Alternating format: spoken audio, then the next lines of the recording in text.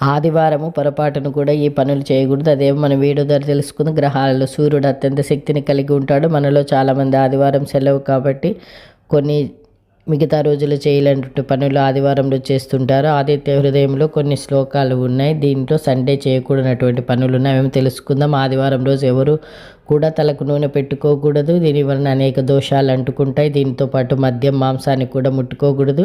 కానీ చాలామంది ఆదివారం సెలవు కాబట్టి నాన్ వెజ్ తెచ్చుకుంటూ చాలామంది పార్టీలు పెరిగి ఆదివారం తాగుతూ ఉంటారు. కానీ వీటి వలన వారికి చెప్పలేని దోషాలు వచ్చి పడతాయి. ఆదివారం నాడు కొంతమంది వంటకాల్లో ఉప్పును కూడా ఉపయోగించారు. కేవలం చెప్పగానే తింటుంటారు. దీనివలన సూర్యుడు ప్రీతి చెందుతాడని భావిస్తూ అదేవిధంగా ఆదివారం పెళ్ళైన వారు స్త్రీ పురుషులు దూరంగా ఉండాలి. అదేవిధంగా ఇటు నూనెతో చేసినటువంటి పదార్థాలను తినరాదు. తలకు నూనె పెట్టుకోవద్దు. మద్యం మాంసం తినకూడదు. మనకు సూర్యుడు ఎప్పుడు కనిపిస్తుంటాడు. స్నానం చేసిన తర్వాత ఆయన నమస్కరించుకోవాలి. సూర్యుడు నమస్కరించడం వల్ల ఎంతో ఆనందపడతాడు. అందుకే సూర్యుడిని అలంకార ప్రియుడు అని కూడా అంటారు. మనం కేవలం 2 చేతులు జోడించి సూర్యుడు నమస్కరిస్తే ఆనందపడతాడు. మనం కోరిన కోరికలను తీరుస్తాడు. శని భగవానుని తండ్రి సూర్యుడు కాబట్టి సూర్యుని ప్రసన్నం చేసుకుంటే శని బాధలు కూడా మనకు ఉండవు. మనకు దరిదాపుల్లో కూడా శనిదేవుడు తొంగి చూడటం ఇలాంటి నియమాలను పాటించితే